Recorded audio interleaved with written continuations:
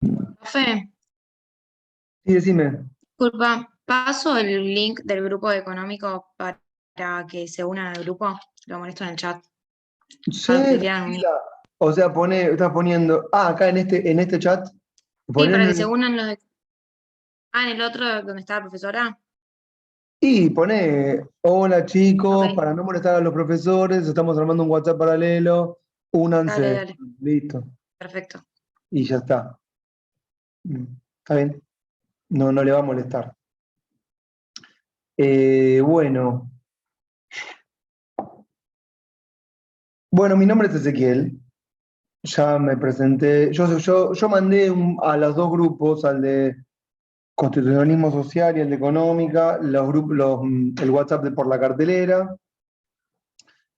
Y bueno, ahí armé para cada una de las comisiones un espacio esperen que hay alguien más, que es un WordPress que tengo hace años, creo que desde el 2014 o antes me parece ya, eh, donde armo un muro para cada curso, cada materia y cada curso. O sea que al principio ponía todo desde el principio. Y después fui cambiando la modalidad y ahora lo voy rellenando conforme el curso va avanzando, de manera tal de que cuando el curso termina quedó todo el curso en el muro, completo. ¿Qué pasó? Quedó un registro completo, ¿no? O sea que si un antropólogo dentro de 1000 años quiere investigar, ahí tiene lo que hacíamos acá. Eh, estos dos cursos, son dos en realidad, van a tener la particularidad que no tienen todos los demás ahora presenciales, es que las clases quedan grabadas. En los otros es un complemento bibliográfico. En estos es la bibliografía más la clase. Eh, bueno, ¿de qué va la clase? Bueno, es un poco un recorrido histórico, si les parece, de las principales tensiones que le fueron dando fisonomía a, este, al constitucionalismo, más que el constitucionalismo, a la sociedad actual que tiene, qué sé yo, que no se refleja en la Constitución, vamos a decir la verdad. Eh, Vamos a decir, un recorrido histórico que trabaja con las diferentes variables y tensiones que le dan la fisonomía al orden que tenemos y al mismo tiempo, qué textos se produjeron, qué textos se podrían haber producido y no se produjeron, y cómo también se da ese desacople, si les parece, entre la Constitución como texto formal que ahí anda y eh, las relaciones sociales. Podemos entenderlas como cordiales, cooperativas o de dominación, como les guste, según la visión ideológica que cada uno tenga, o la idea que cada uno tenga del mundo, ¿no? Pero no se trata de estudiar ninguna sistemática formalista jurídica, ¿entienden? No, no vamos a trabajar de ninguna manera formalismos jurídicos, sino que vamos a tratar de estudiar o trabajar o recorrer eh, cómo las diferentes disputas de poder fueron dándole fisonomía al mundo y cómo en la Constitución, si les parece, se plasmaron unas relaciones de dominación, ¿correcto? Es una mirada, la de las clases mías, vamos a decir, que no ve en la Constitución eh, un ordenamiento en el cual nosotros nos amparamos para vivir en paz, no, de ninguna manera. Sino que en realidad lo que vemos en la Constitución es, bueno, relaciones de fuerza encerradas. instituciones que mantienen de alguna manera una tensión que no explota, pero que siempre está a punto de explotar.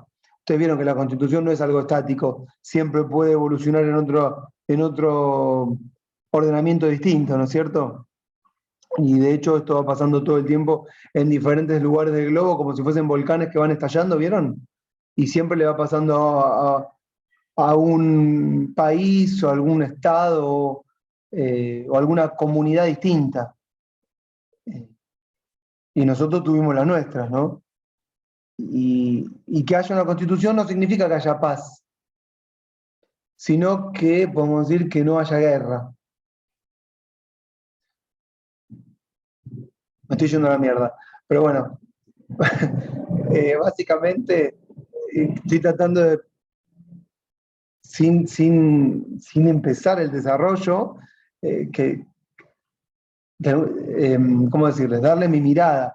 Esto me cuesta, ¿saben por qué? Porque todos los años empiezo un montón de cursos y me siento como en la película del Día de la Marmota. ¿No? ¿Ustedes la vieron, la del Día de la Marmota?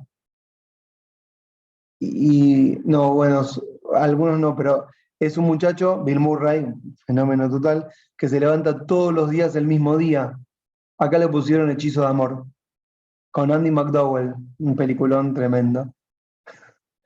Y claro, él todos los días se levantaba el mismo día y para todos los demás era la primera vez, pero no era la primera vez para él, en donde ya conocía todo lo que iba a pasar. Y yo me vuelvo a reconocer con alumnas y alumnos 6 meses y después vuelven, 6 meses, 3 meses mentirosos y después vuelve a empezar. Me gustaría tener algún curso en donde el desarrollo fuera más prolongado, pero bueno, no es así la facultad, así que nos vemos un tiempo, nos despedimos y que cada una y cada uno haga lo que quiera. Bueno, en estas 7 clases, eh,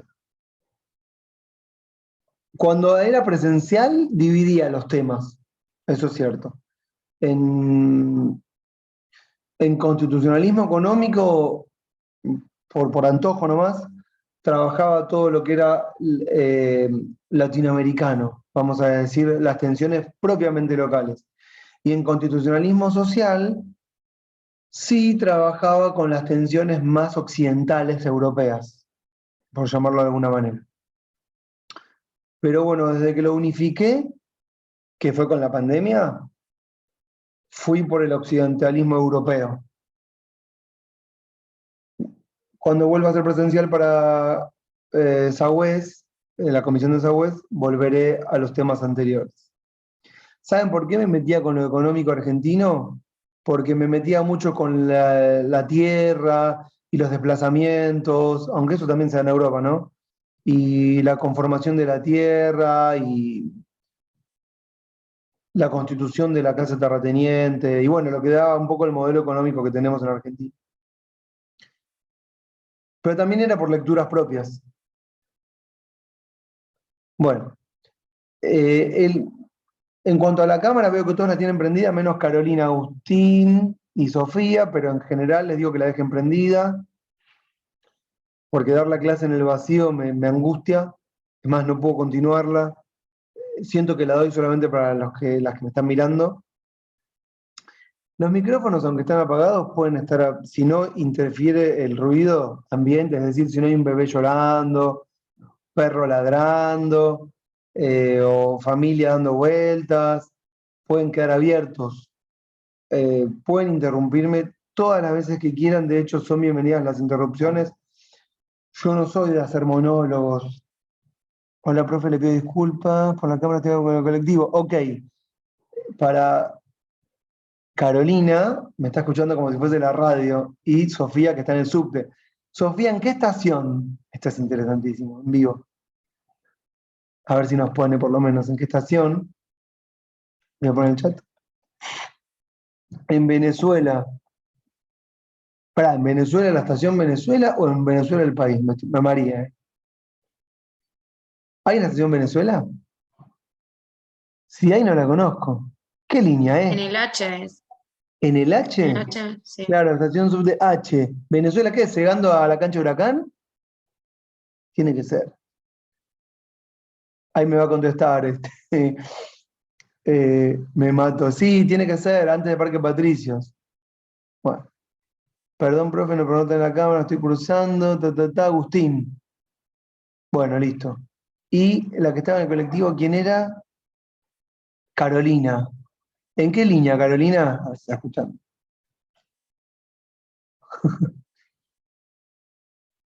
Estamos hablando en vivo con los oyentes. No, bueno, no me dice. El 124, digo el 124. ¿A Villa del Parque? Me mató, no. Yo soy bien porteño. Bueno, ya nos va a contar Carolina dónde está yendo. Bueno, me distraje. Les decía que pueden tener la cámara prendida, que me pueden interrumpir todas las veces que quieran. No sé, como es bien histórica, mis ideas políticas o mis ideologías o mis influencias a veces no se dejan ver, aunque yo soy bastante transparente. Pero como recorrido es histórico, cada uno puede ir pensando lo que quiera de lo que yo puedo pensar, pero en general trato de no formar opinión porque eso es difícil, pero siempre tengo prejuicios, vamos a decirlo mejor. Tengo prejuicios sobre todos los temas. Y bueno, después cuando alguien me explica mejor algunas cosas, cambio mis ideas, pero siempre transparento las ideas. Y lo digo ¿por qué? Porque no podemos despojarnos de las ideas que cada uno y cada uno tiene. Esta es una materia que es sobre constitucionalismo, así que es evidentemente política, aunque a uno le diría que todo es político, pero bueno, pongamos que no. Está así. Y desde ese punto de vista, bueno, cada uno y cada uno puede decir lo que tenga ganas, no me molesta para nada, ¿está bien? Eh, Todos los comentarios son bienvenidos, pero sobre lo que más me gusta sobre todo son los aportes de temas novedosos que no conozco, que siempre me los hacen. Lecturas, de repente estoy hablando sobre un tema histórico y alguien me trae algún ejemplo que no conocía, alguna historia que no conocía, eso me encanta. Y siempre lo incorporo para las futuras generaciones de alumnos, he incorporado de todo en este tiempo. Y bueno, está bien. Dicho todo esto, ¿cómo los voy a evaluar? Con un trabajo sencillito. Un trabajo donde les voy a hacer, qué sé yo, vamos a decir 4 preguntas, pónganle, más o menos. 4 preguntas que engloben los temas que hoy trabajamos. No hay mucho misterio, ¿está bien? ¿Cómo las responden? Ya los voy aclarando. A mano, en un papel. Agarran un papel, una hoja, ¿sí? De un cuaderno espiralado y escriben 4 hojitas, 5 hojitas y me lo mandan por WhatsApp. Yo todo esto lo voy a volver a decir, no se preocupen, solamente lo estoy diciendo ahora como para calmar la ansiedad de a dónde vamos con todo esto. Y bueno, si ustedes miran en la entrada que les dejé a los 2 cursos, al final yo dejé los últimos 3 cuatrimestres, ¿sí? Y si quieren saber de qué se trata, cosa que nunca hacen, entran ahí y ahí están las preguntas que más o menos tomo. Y no es que voy a inventar otras preguntas, voy a ir ahí cuando tenga que elaborar las preguntas y voy a ver qué tomé el cuatrimestre anterior y voy a copiar, voy a pegar, voy a reformar un poquito y las voy a mandar. ¿Está bien? Así que si quieren más o menos saber de qué se trata, ahí buscan y encuentran. ¿Está? ¿Y cuándo va a ser esto? Bueno, va a ser seguramente la última semana después de nuestra última clase. También ahí les puse en la entradita cuáles son todos los lunes que vamos a tener. Así que ya tienen más o menos la fecha. Porque si la última creo que era el 13 de junio, me parece, no estoy seguro. Después venía un feriado, pero vamos a decir que el feriado es la fecha que me entregan. Y en la última clase les dejo las consignas, ¿está bien? Y eso sería todo. Y esa nota, tanto en el caso de Javier como en el caso de Sofía, promedian. Javier creo que tiene 3 notas y Sofía tiene 5 o 6 notas, pero es lo mismo, promedian, ¿está? Así que bueno, yo me ocupo de corregirla. Es a mano, no me pregunten si puede no ser a mano, porque es a mano, no es en computadora. Si lo quieren escribir en la computadora, después lo pasan a mano. A mí me lo mandan a mano, ¿está? Eh, encontré que funciona. Encontré que funciona, ¿saben por qué? Porque vieron que estamos en la hora de copiar-pegar, ¿no? Y cuando tienen que copiar-pegar, ya no buscan contestar preguntas, buscan qué copiar y pegar de la mejor manera posible. Entonces los libero de la presión de ver qué copian y pegan para pensar directamente cómo elaborar una respuesta. Y el cerebro le funciona mejor. Lo descubrí en el último tiempo que funciona mejor así. Este, a mi hijo le sacamos la Nintendo y también está funcionando mejor. Piensa ahora. Ahora puede pensar, se liberó, podemos charlar, comenta cosas que hace, antes no pasaba. Es un tema este, ¿no? Bueno. Bien. ¿Alguna pregunta sobre todo esto que es como introductorio? Bibliografía, por ejemplo. No me preguntaron, pero hay cositas para leer. Todo lo que haya para leer lo vamos dejando ahí, ¿vieron? En el WordPress. Yo cada vez que lo actualizo les aviso. Y vuelvo a copiar y pegar el sitio. 500 veces lo voy a copiar y pegar, porque de repente tenés alguno que me dice, che, ¿dónde está todo el material? Y digo, pero ¿dónde estuviste todo el cuatrimestre? En la luna. Bueno, ahí está ahí, copias, pegadas y ahí está. Y tenemos un texto principal, es este. A ver si me toma la cámara 1, que es la única que tenemos en el estudio. Ahí, se llama, pues lo tengo en fotocopia, ¿no? Se llama Un largo termidor. Hasta ahí leen Un largo termidor. Lo tienen, ya se los mandé.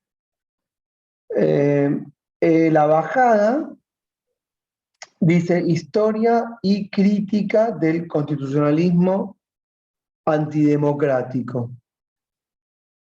Podríamos sacar la I de historia y crítica y ponerle tal vez historia crítica del constitucionalismo antidemocrático. Pero igual, meterse con esa I y con esa Y es un montón, porque si dice historia y crítica, es como que hace una historia hegemónica y una crítica de esa historia hegemónica. Y si dijera solamente historia crítica, es voy a revisar todo, que en realidad es lo que hace. Por eso para mí debería llamarse historia crítica, sin la Y. Bueno, el autor se llama Gerardo Pisarello. ¿Lo conocen? No. Bueno, tal vez lo conocen, no lo puedan conocer, pero sí, es un totalmente desconocido, es cierto. Pero bueno, este libro lo escribió este autor para una editorial de la Corte Constitucional de Ecuador. Yo lo conozco, es grande, Agustín, sí.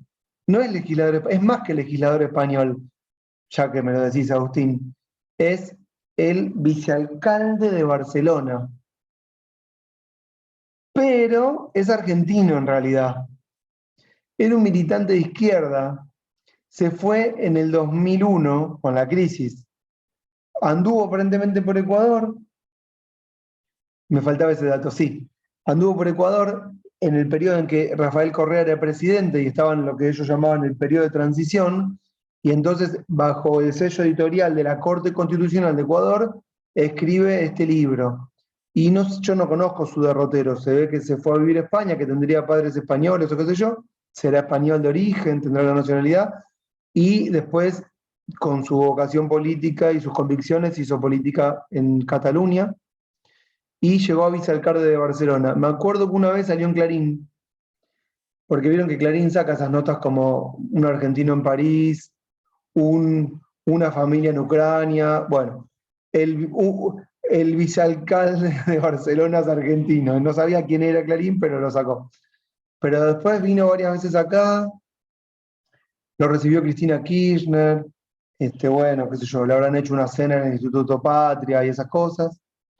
Y bueno, lo digo también para que más o menos vean cuál sería tal vez la ideología del autor, si es que puede tener una bien definida.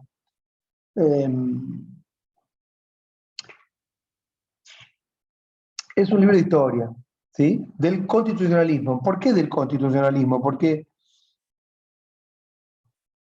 el autor rastrea los orígenes de la Constitución como organizadora de las sociedades modernas.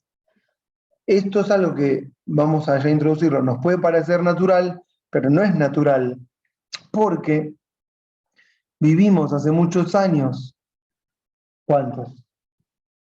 Miles, en sociedad y no siempre bajo el gobierno de una soberanía depositada en un texto. ¿Correcto? Entonces, el libro, y un poco lo que hacemos nosotros también, es rastrear los orígenes del constitucionalismo moderno. ¿Qué significa? Bueno, el pensamiento constitucional como herramienta de gobierno. ¿Sí?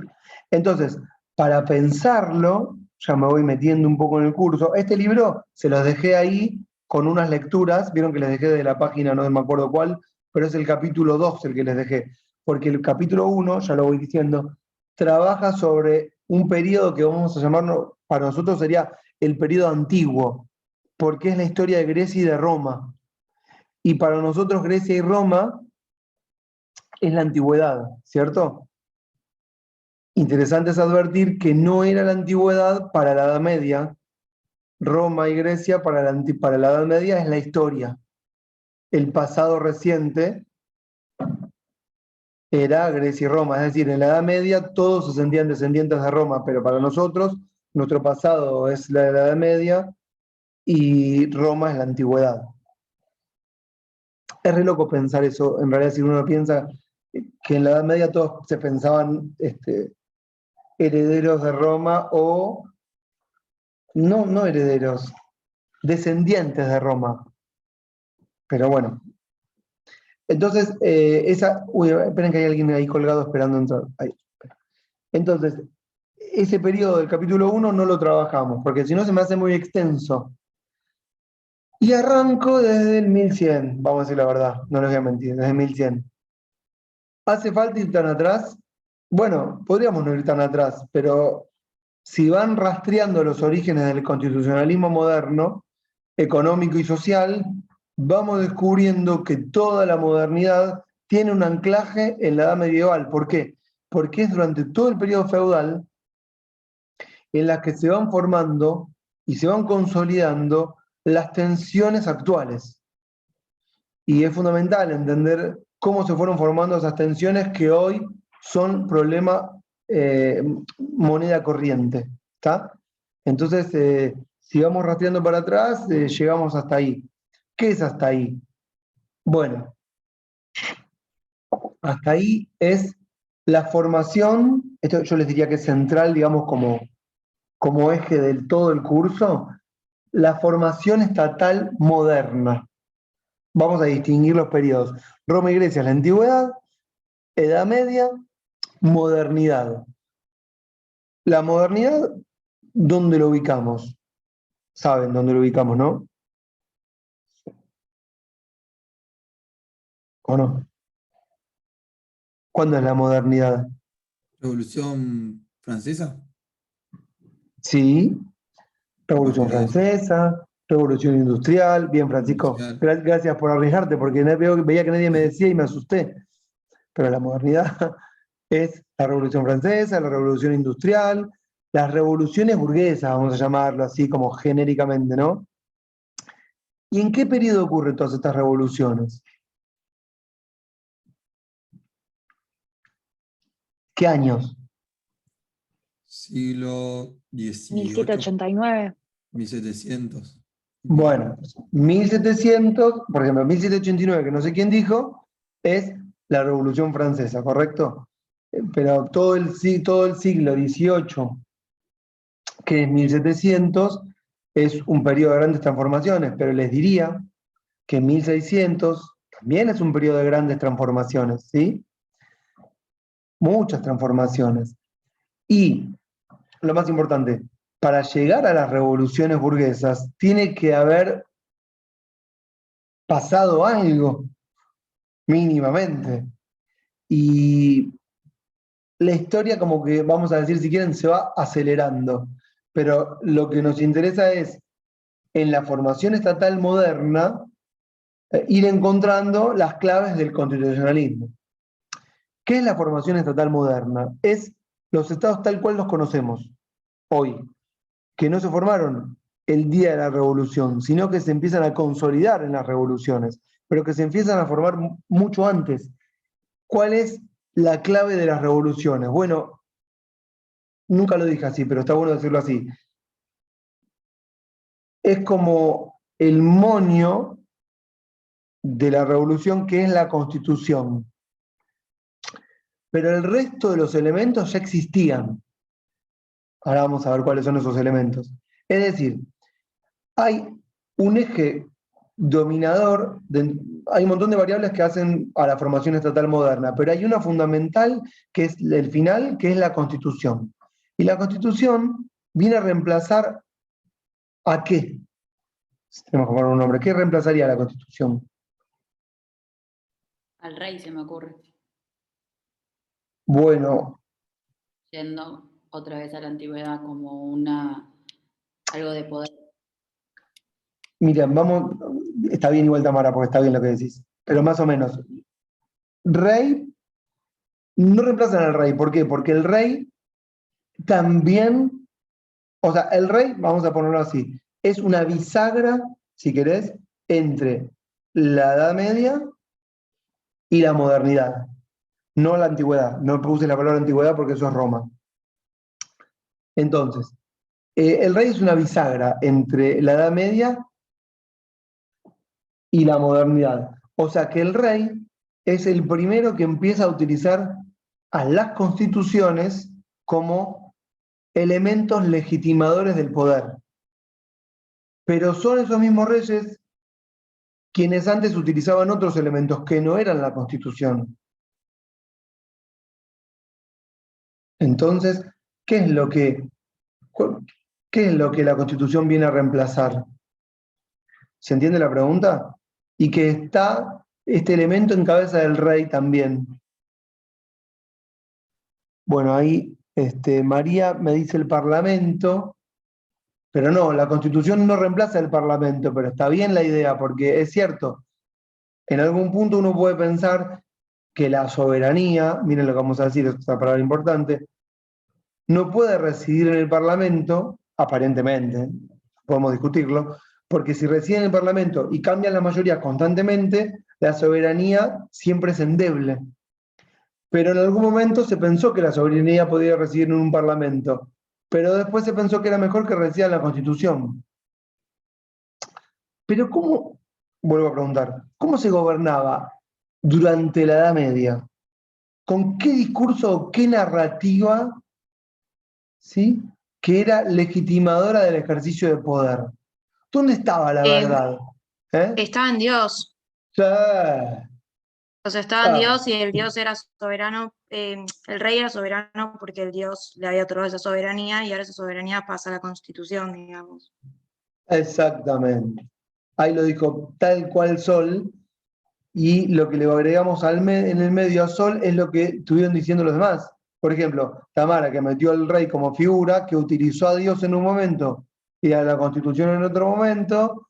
Y en el chat, ¿quién fue lo que dijo? Bueno, quien me dijo, creo que fue Carolina, lo del Parlamento, sí. Ah, no, María Sol. Sí. Que en algún momento, cuando todavía no había Constitución, pero Dios estaba muriendo, el Parlamento aparece como una opción, porque la idea de Constitución no aparece automáticamente en reemplazo de Dios, si nosotros acortamos la historia, ¿sí?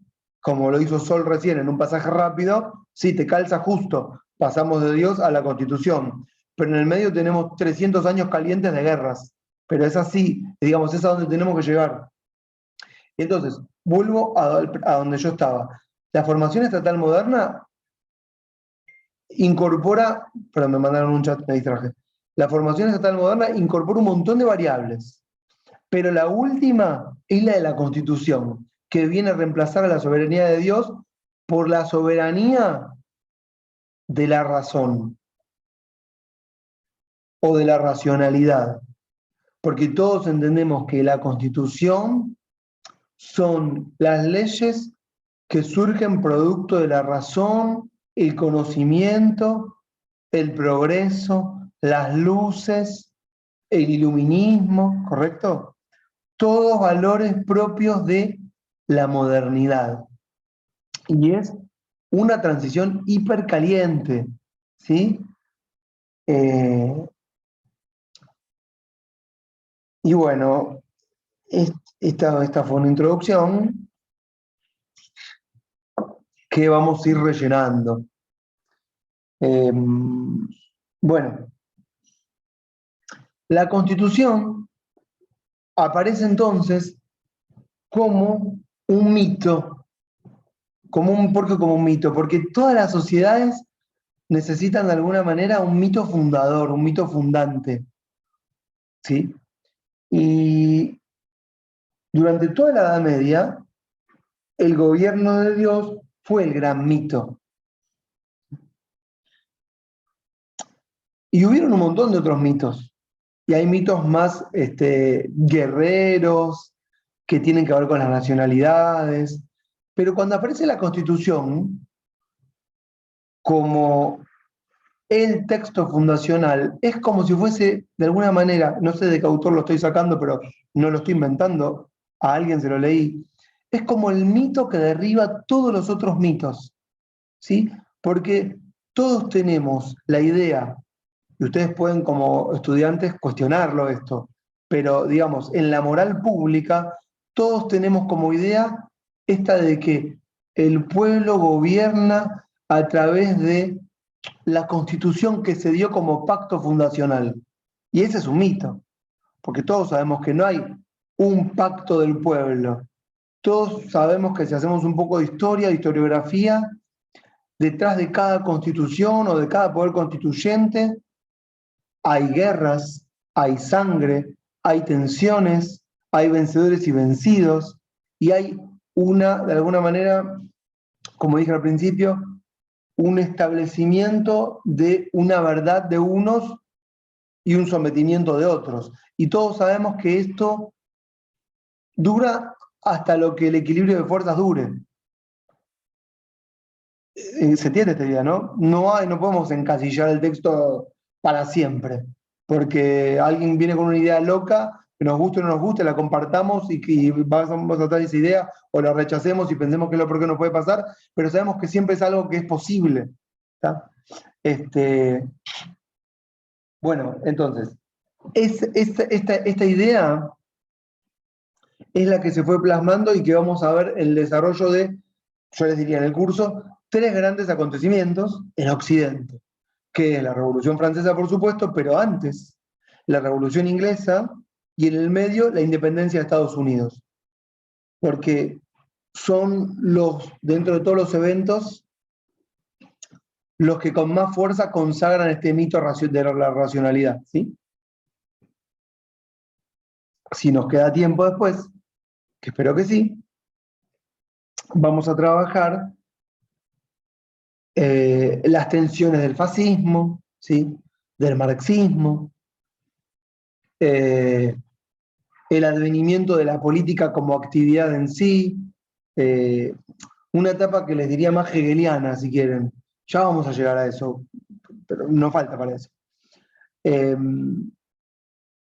Y previo a la Revolución Inglesa, entonces me gustaría que, ahora me va quedando poco tiempo, ¿cómo tardo en explicar? ¿Me están siguiendo, no? ¿Hasta qué hora es igual? Hasta las 9:30, ¿no? Estamos bien. Va bien, no sé si bien. Estamos como estamos. Si se aburren, me dicen.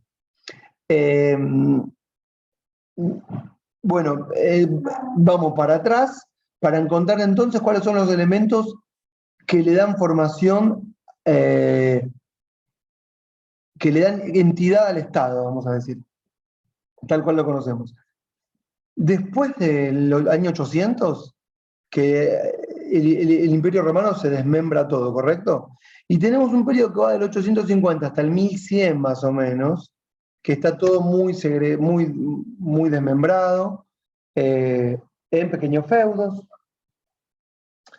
Toda la historia de Oriente la ignoro. Lo digo todos los cuatrimestres, alguno tal vez cuando deje de dar clases me ocupe de estudiar bien qué pasó con la ruta de la seda, las conquistas de los mongoles, que bajan a África, cómo conquistaron toda África, qué pasó en India, no sé. Todo eso no sé nada, ¿eh? Las dinastías chinas. Bueno, estamos en Occidente, es nuestra formación. Pero todo ese periodo en Occidente es un periodo... y tampoco sabemos nada de lo que es precolombino. O sea que hay una dependencia cultural total, si quieren. Yo, por ejemplo, estudié ciencia política y cuando terminé, la última materia era pensamiento político argentino.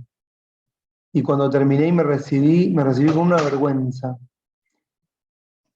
Pero, espectacular, mi amor, tiene la mitad de la cruz. Vamos. Ese es el tema de estar en mi casa.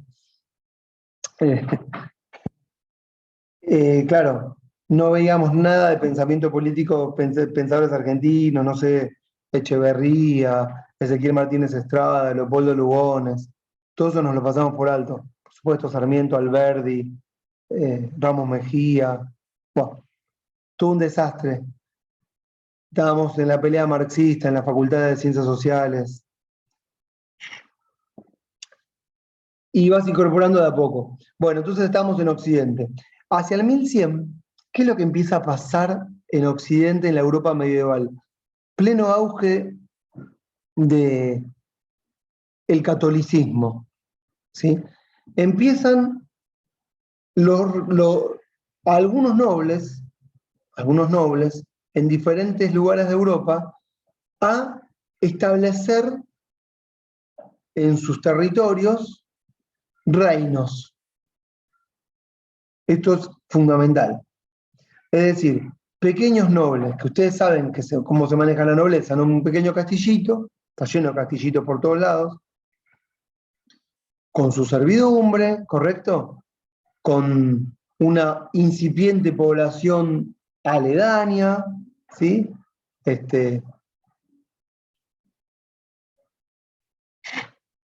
Con una pequeña seguridad para proteger los confines de un reino muy diminuto.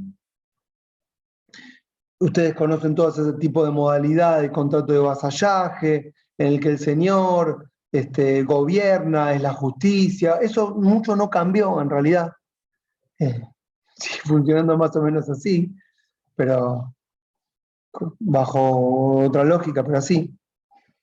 Y cuando los reinos empiezan a acrecentar, cuando estos pequeños reinos empiezan a acrecentarse en una onda expansiva, en algunos lugares se empiezan a declarar reinos. Y esos nobles, que pueden ser un duque, un conde, un archiduque, un barón, bueno, se declara rey. ¿Sí? Ustedes saben que la religión católica controla la narrativa.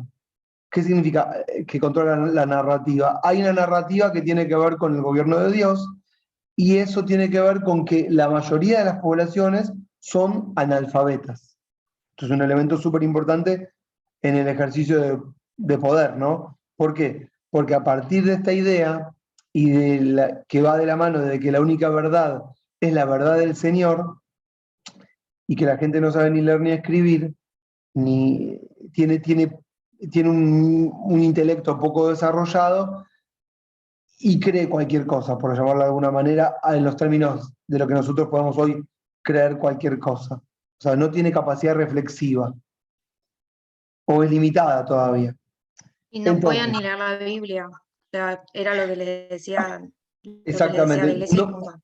exactamente, no podían ni leer la Biblia, solamente podían acceder a Dios a partir de una misa un domingo, ¿sí? Y esperaban llegar el domingo a la misa para que alguien les contara alguna historia, porque imagínense que no hay redes sociales, no hay YouTube, no hay televisión, no hay radio, no hay literatura, entonces lo único que hay son historias que se cuentan oralmente. Entonces uno está esperando el chusmerío de la iglesia del domingo, porque es fundamental. Digo domingo por decir, no sé qué día irían, porque también hay un tema con la medición del tiempo y el establecimiento de las semanas y los años. No creo que en el 1100 estuviesen en el 1100, para nosotros es el 1100, claramente. Entonces, estos señores que se declaran reyes, en la cúpula mantienen alianzas ¿con quién? Con el papado, que tampoco es una entidad única, incluso hay un periodo en la historia en que hubo dos papas que se disputaban el poder, pero de alguna manera había una especie de control, vamos a decir, en la cúpula que es, por un lado, territorial y de ejercicio de poder por parte de grandes señores feudales que se autoproclaman reyes. Pero por otro lado, una narrativa controlada por el poder de Dios a partir de la Iglesia Católica. ¿Están siguiendo esto? Esto es como estoy tratando de poner en situación cómo es la dinámica de ejercicio de poder en estas sociedades. ¿Sí? Las relaciones de producción son claramente de autosubsistencia, ¿sí? Las hambrunas son persistentes, la escasez es moneda corriente, ustedes pueden advertirlo en los rezos, todos los rezos tienen que ver con Dios libérame del hambre, porque claramente uno no sabía cuándo iba a comer, entonces tienen que ver bueno, a ver si comemos, básicamente, hay que matar algún animal y comerlo. Y todos los tributos, siempre hubieron tributos, en esa época eran ofrendas a Dios. Vamos a la misa, vamos a matar un chancho y lo ponemos ahí en el altar para agradecer que hoy comemos. Y me imagino que los sacerdotes se ponían esos delantales blancos, quiero creer, porque eran carniceros, básicamente. ¡Pah! Y ahí mataban a un cerdo y se manchaban con sangre. Debe ser, supongo que sería así. Entonces, después eso cambia cuando aparece algún tipo de inteligibilidad, cuando empiezan a leer, y esto va a ser hacia la modernidad. No la modernidad, hacia el Renacimiento, pero todavía para este periodo falta. Entonces, cuando los pequeños señores feudales se empiezan a convertir en grandes señores feudales y empiezan a expandirse en esta dinámica expansiva, ¿sí? Empiezan a aparecer los elementos que van a formar después el Estado moderno, ¿sí? ¿Cómo se expande un señor feudal para controlar una mayor parte del territorio? ¿Cómo? Ataca al de al lado, ¿Y cómo lo ataca? crea su ejército.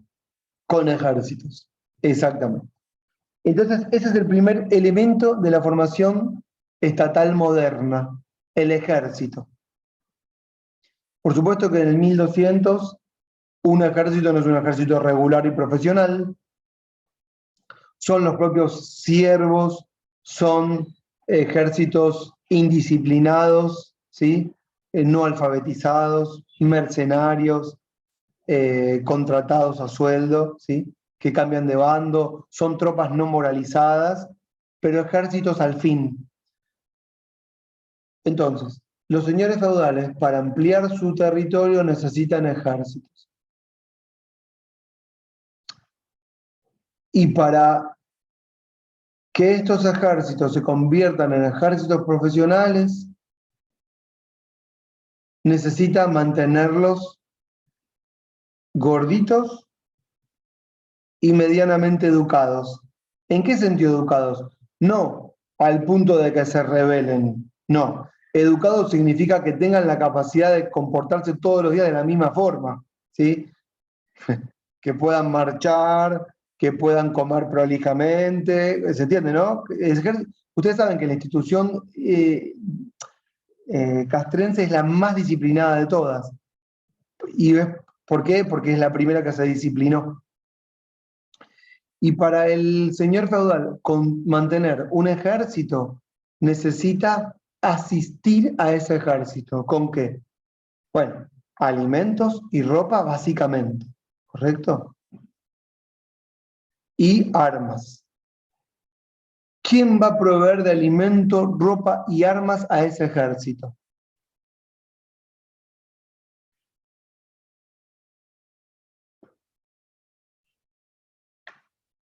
Y el señor feudal. Bueno, uno podría pensar con Sol que al principio sí, el señor feudal. El señor feudal está ahí, ¿no? Y me imagino yo, tiene gente que cose, gente No, que trabaja. con las ofrendas de la propia población. O sea, Sí, con los sí. tributos que pagan al señor feudal. Ah, le diste en la clave. No quería decir tributo, pero está bien, ya lo dijiste, pero vamos a decir que antes de los tributos, está perfecto, Sol, ¿eh? Antes de los tributos, me imagino que sería todo muy rupestre, ¿no? Tiene algunos que le cosen un poco de ropa, otro tiene un taller de herrería. Piensen al señor feudal como una gran empresa que tiene todos los rubros, ¿sí? Un polirrubro, pero que produce todo. Tiene talleres, almacenes donde produce legumbres, hortalizas, qué sé yo, para alimentar. Tiene producción de armas. Bueno, después no puede diversificar tanto y entonces ahí es donde empieza a ¿qué? ¿No fue la burguesía, digamos, que reemplazó ahí al señor feudal, que fue el que Bueno, financió el ejército? y me sacaste la palabra de la boca. Ah, Pero está perfecto porque me van siguiendo. Aparece, uy, tengo una chica colgada, no sé hace cuánto, bueno, ahí está. Ahí va. Aparece una incipiente burguesía, ¿m? Que empieza a proveer al señor feudal. ¿Sí? Entonces ustedes tienen, por un lado, señores feudales que se creen reyes en diferentes partes del territorio. ¿Sí? Por otro lado, siervos de esos señores feudales. Por otro lado, pequeñas burguesías en campos abiertos. Todavía, anoten esto si quieren, que esto es fundamental, todavía la tierra no está ni parcelada, ¿sí?, ni privatizada. Todo el territorio es un campo abierto de batalla. ¿Correcto? Si quieren, la mayoría de las tierras son tierras comunales de la iglesia. Todo lo que no es de los señores feudales son tierras de Dios. Porque el Señor así lo quiso. Por supuesto que el Papa es el que tiene el registro de la propiedad inmueble, ¿no? Que después va a ser una institución civil. Pero la nomenclatura catastral, si tendrían algunas, sería en Roma, o en Aviñón, o donde el Papa estuviera, no sé. No sé, habría cartógrafos, me imagino yo. Entonces, esa burguesía no es una burguesía desarrollada, son pequeños talleres que a su interior tienen una división, pero hacia afuera, ¿cómo lo vamos a ver? Lo vamos a ver como la clase productora. Todavía la clase productora no son dos clases antagónicas en disputa. Durante muchos años, hasta el 1830, si quieren, miren hasta dónde llegué, desde el 1200, toda la burguesía es clase productora, ¿sí? Después se va a ir subdividiendo a medida que los estados de los señores feudales crezcan. Cuanto más crece el estado feudal, o el estado, vamos a decir, señorial monárquico, más va a crecer la burguesía. Mucha burguesía está en campos abiertos y proveen de manera rudimentaria. Ahora bien, mucha burguesía, como clase productora, pertenece a la jurisdicción de otros feudos. ¿Lo repito de vuelta? O sea, muchos andan desperdigados por ahí, ¿sí? Y muchos pertenecen a la jurisdicción de otros feudos. Y como bien dijo Sol, el señor feudal a la burguesía le solicita, o de la burguesía necesita que le provea para los ejércitos alimentos, ropa, armas, pero a esa burguesía le cobra tributos. ¿Correcto? Miren lo que vamos a decir ahora, de que también es fundamental para el estallido final. El estallido final es el que, como dijo Francisco, la Revolución Francesa. El gran señor feudal no le cobra tributos a los otros nobles. ¿Por qué? Porque son sus enemigos. Entonces no le puede cobrar tributos a los otros nobles.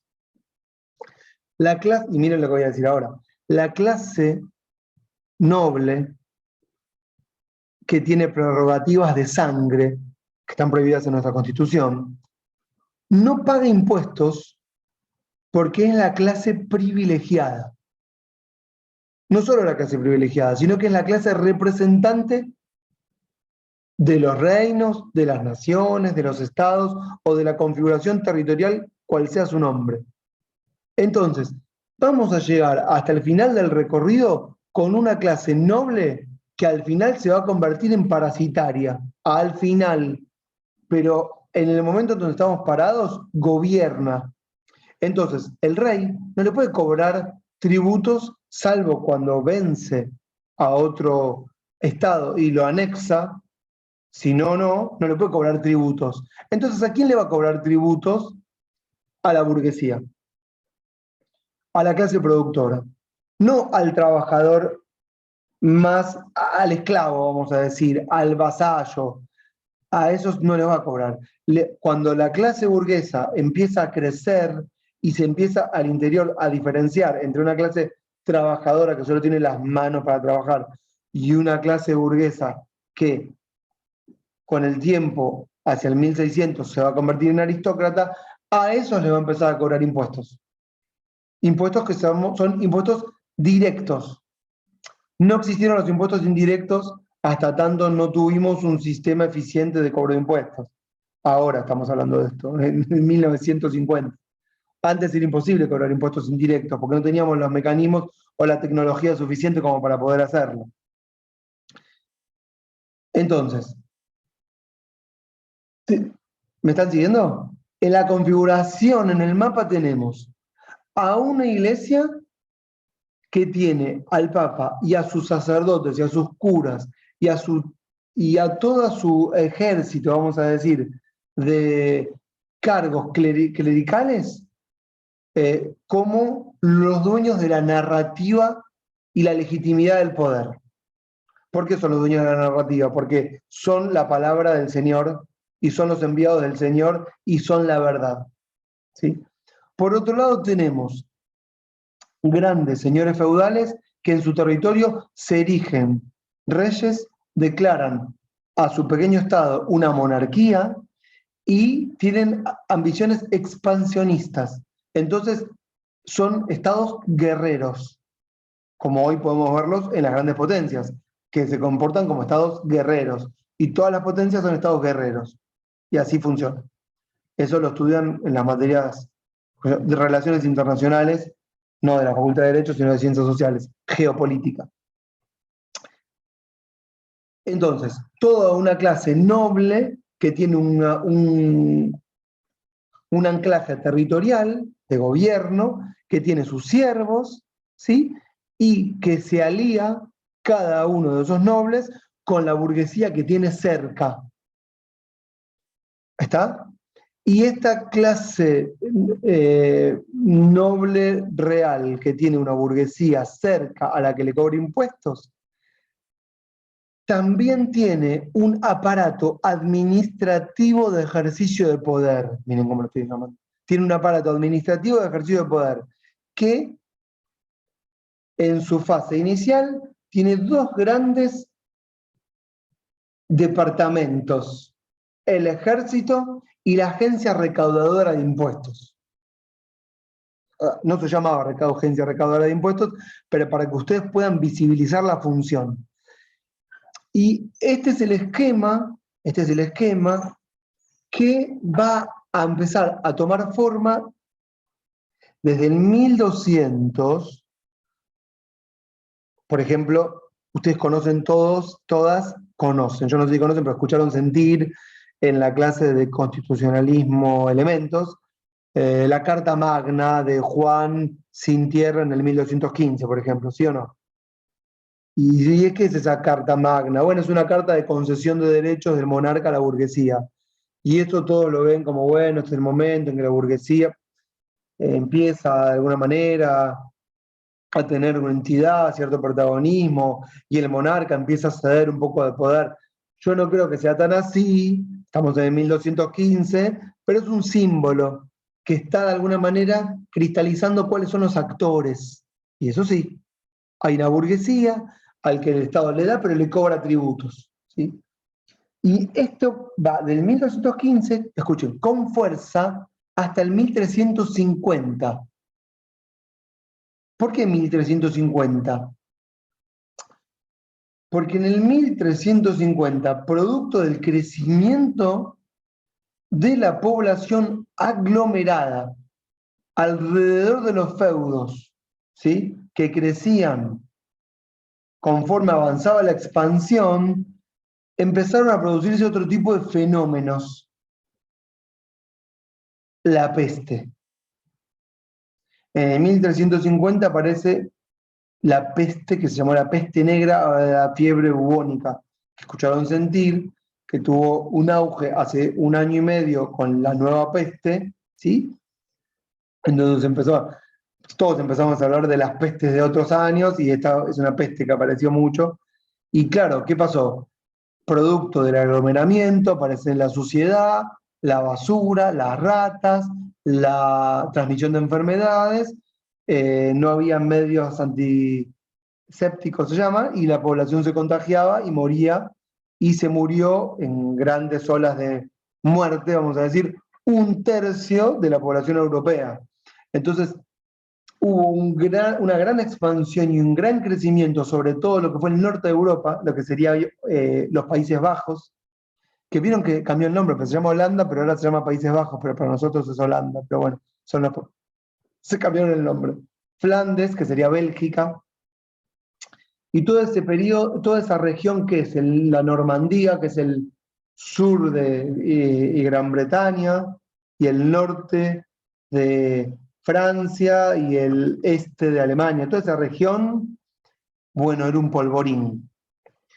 Y ahí se produjeron, bueno, hubo enfrentamientos, batallas, porque se empezaron a dar, ¿qué cosa? Todas estas relaciones capitalistas que nosotros conocemos hoy, pero se empezaron a dar en ese periodo.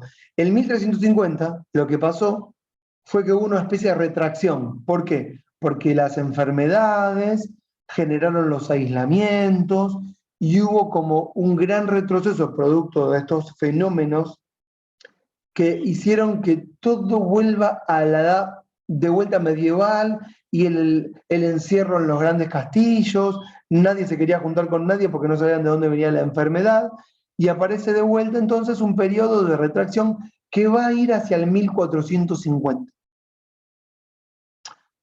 ¿Me siguen? 100 años después, hacia 1450, este desarrollo que venimos contando vuelve otra vez con fuerza, con todas las ideas que se venían formando. 1450 es el momento en que nosotros vamos a llamar el periodo del Renacimiento. ¿Correcto? Que es, Algunos dicen que, o sea, no me acuerdo cómo se llama la teoría, pero como que es la propia tierra que busca equilibrar la sobrepoblación con la limitación de todos los recursos. Y bueno, están todos los seguidores de Dios que dicen como que, bueno, los que sobrevivieron, por eso es el renacimiento. Bueno. después de la Pero- peste. Muy bueno, o sea, esa no la tenía, ¿ves? Está bueno. Yo no iba a decir otra cosa, pero está bueno lo que está diciendo Bernarda, así que lo tomamos. Vieron que siempre alguien aporta algo nuevo. Sí, yo lo que iba a decir es otra cosa, que es que, bueno, el Renacimiento también tiene que ver con la idea fundamental que es el renacer del hombre. Y ahí viene el Renacimiento. Pero bueno, cada uno va ayornando las teorías a su narrativa, así que está bien. Los que sobrevivieron son los que merecían quedarse. No sé cómo fue la teoría, Bernardo. O sea, era como que hablaba del equilibrio que la misma tierra lo hace, y bueno, o sea, es como que en su momento la tierra, Dios la creó y así, entonces como que da como que vuelve a renacer después de la peste y que quedan también, digamos, siguiendo toda la teoría darwinista Sí. de los aptos, pero nada, como que va a esa finalidad de que, digamos, por la sobrepoblación contra la limitación de todos los recursos. Sí, igual tiene sentido, porque es decir, un poco también la población se contrae a falta de comida, ¿no es cierto? Y crece. Claro, como que decían eso y por eso es que se limpió sola, por así decirlo. Como que generó la peste para que se limpie por ese problema que estaban teniendo. Y bueno, es Sí, lo que dicen de la pandemia ahora también. bueno, ahí no sé qué contestar, no voy a decir nada, porque están esas teorías conspiracionistas que dicen que la pandemia la inventó alguien en un laboratorio, pero pónganle que sí o que no. Igualmente, como ya superamos, me parece, la barrera, nadie está seguro, la barrera de la supervivencia. Hay que ver si podemos conquistar algún otro planeta, ¿no? Eso sería espectacular, porque esta Tierra apesta ya. Y si conquistamos otro planeta, bueno. Hay una teoría que estuve leyendo la vez pasada de Marte, que es espectacular. ¿Vieron que en Marte hay agua? ¿Se la sabían o no? Pero el problema es que está en estado... Bueno, hay agua. El problema es que está en estado sólido, en uno de los polos. Y estuve leyendo que una de las teorías para pasarla a estado gaseoso es que le tiene que llegar un poquito más el sol, para que le dé con fuerza el calor. Y una teoría que estuve leyendo en una revista de esas científicas es, loco, pero es interesantísimo, es poner unos espejos gigantes en el medio del espacio que apunten al Sol y le den directo a Marte, al polo. Y eso generaría no sé en cuántos años una fotosíntesis que permitiría que crezca la vegetación y eso reproduciría constantemente más vegetación y sería posible generar la vida y bueno, saquen boleto. Y esa va a ser una etapa nueva de la evolución de la especie. Bueno, yo quería decir que el renacimiento tenía que ver con el renacer del hombre porque todas las teorías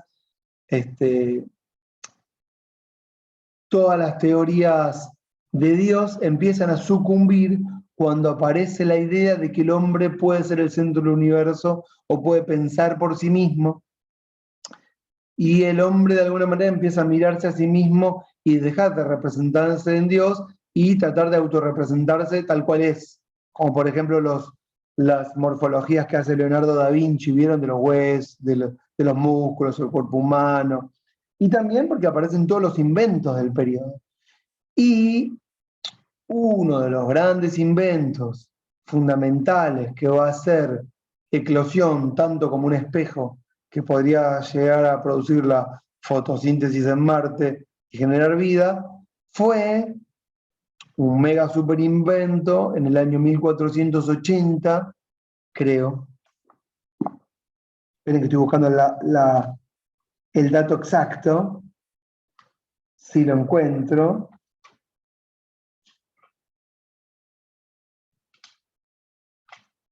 Esperen, no, 1450. ¿Qué se inventó en el 1450? La imprenta. Vamos, estamos afiladísimas, Sol. La imprenta, con un tal Gutenberg. Estaba lleno en ese periodo de... Ustedes tienen que pensar esto. Las poblaciones empezaron a crecer, ¿no? ¿Qué significa que empiezan a crecer? Hay más producción de alimentos, hay más burguesía, hay más aglomeración, hay más circulación de las ideas, todo incipiente, estamos en 1450.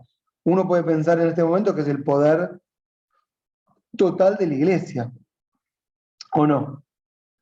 Aún así, uno puede advertir que el poder de la Iglesia empieza a sucumbir cuando más grande era.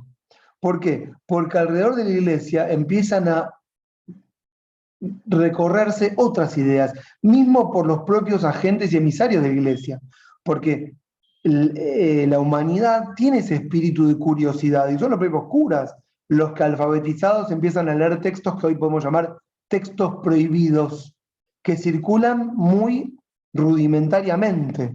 ¿Por qué circulan rudimentariamente? Porque, claro, no existe un aparato capaz de reproducir textos a gran escala y que circulen más rápido. Entonces, todas las relaciones eran relaciones cortas, no a distancia, de dominación directa. Pero hay mucha gente en la época de la modernidad que empieza a pensar nuevos inventos.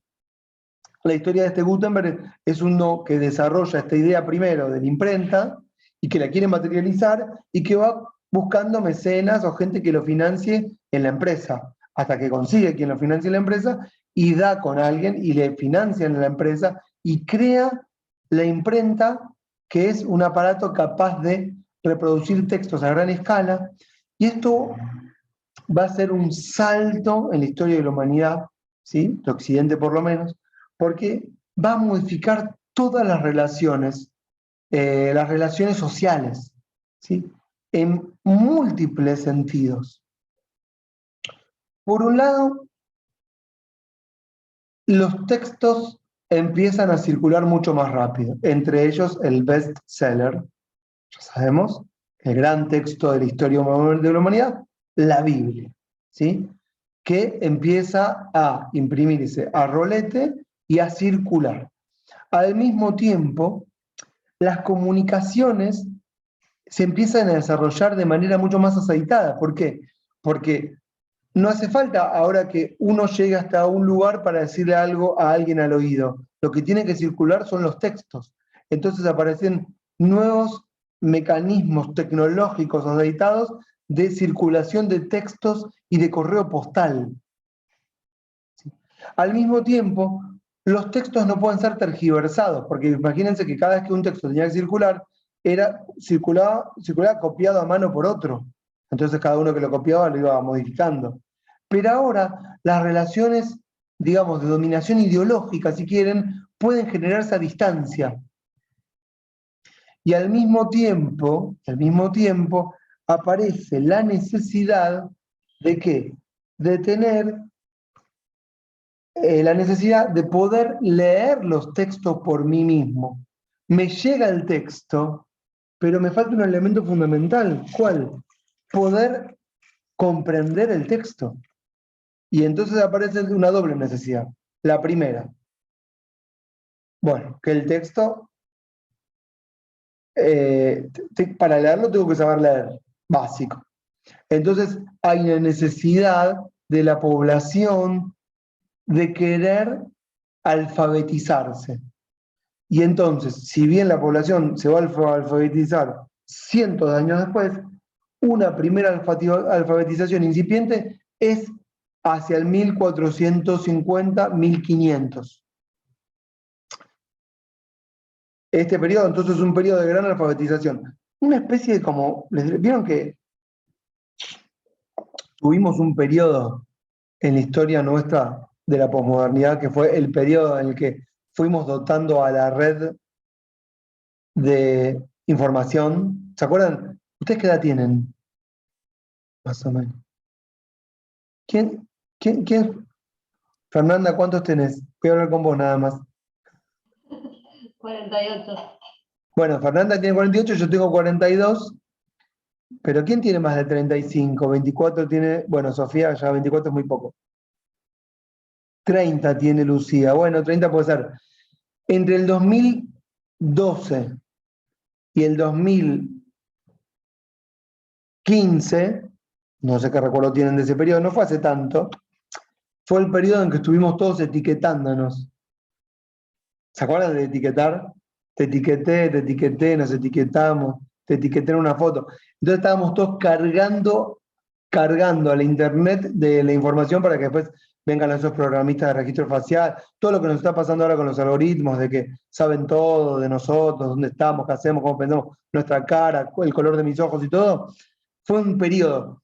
Bueno, entre 1450 y 1500 fue un gran periodo inicial de alfabetización que generó los cimientos para que sucumbiera el poder de la Iglesia. ¿Por qué? Porque esta alfabetización inicial generó la necesidad de rebelarse contra el poder de legitimante de Dios a partir de la Biblia en un único idioma, que antes lo dijo Sol, que era el latín, ¿correcto?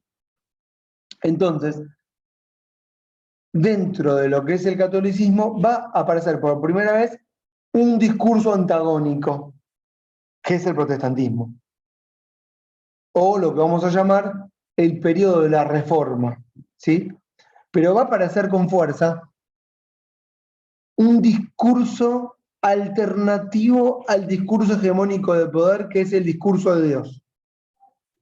Y va a aparecer por primera vez dentro de las sociedades un eje binario, ¿sí? Entre la oposición de aquellos que, entre comillas, vamos a poner, no me gusta usar esta palabra, pero para que se entienda, para aquellos que detentan el poder y para aquellos que no lo detentan. Tampoco bien sabría qué es detentar el poder porque no se tiene. No es una cosa que se tiene, pero bueno, no importa. Entonces, aparecen los primeros, dentro de la propia Iglesia, cuestionadores del poder de Dios, o de un único Dios, o de un Dios católico, y aparecen otras formas de entender la forma de llegar a Dios.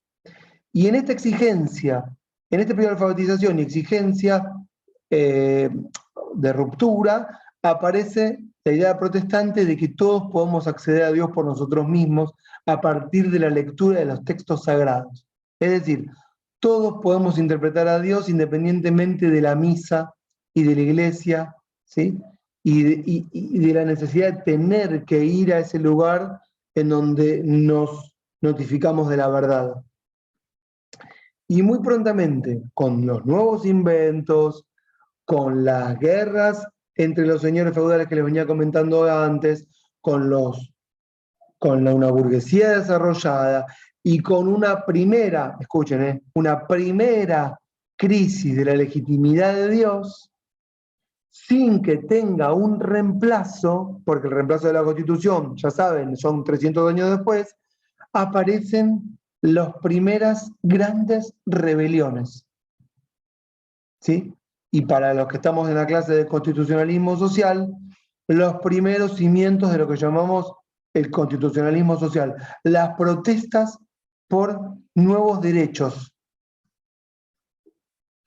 Ustedes saben que, saben, 1450 la imprenta, 1515 la revolución luterana o las tesis de Lutero en el norte, ¿sí?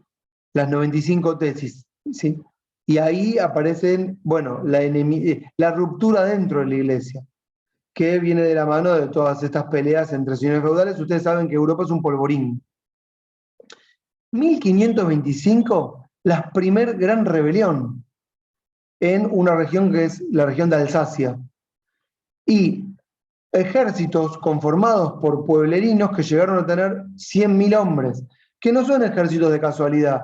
Si los señores feudales necesitaban ejércitos para la expansión, lo que se fue generando también fue una población que se fue armando. ¿Por qué? Porque circulan armas. Entonces, si circulan armas, la población se va armando, la población se va instruyendo. No todos aquellos que conforman un ejército son todo el tiempo parte regular de un ejército, ¿sí?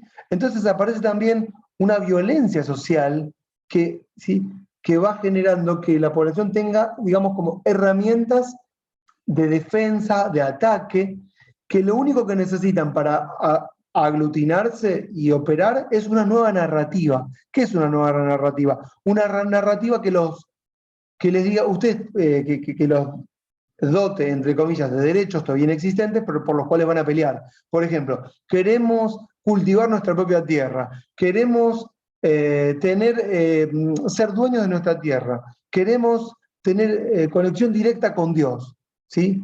Queremos profesar libremente nuestro culto. ¿Qué son? Reivindicaciones de derechos que van de la mano de peleas y luchas. Entonces todo el continente, bueno, se va armando, se va, qué sé yo, diversificando, peleando, guerreando, y todo este periodo que va desde 1480 hasta el 1600, póngalo así, se llama el periodo, ustedes lo van a leer así en algún libro, tal vez en el de Pizarello, la parte que les dejé, el periodo de la guerra de religiones, que son las religiones católicos versus protestantes, ¿correcto? Pero, ¿qué va a decir Pizarello? Y sería una visión marxista, pero que nos ayuda en la mirada. Va a decir, no sé si lo dice así, pero creo que sí, no me acuerdo. Pero creo que si no lo dice, lo intuye. ¿Qué hay en el fondo? Bueno, en el fondo hay una disputa territorial por parte de los señores feudales en la expansión de sus reinos, ¿sí? Y al mismo tiempo, en la expansión, más ejércitos, en la expansión, escuchen ahora, nuevas narrativas que reemplacen a Dios. ¿Escucharon esto? En la expansión necesitan nuevas narrativas que reemplacen a Dios.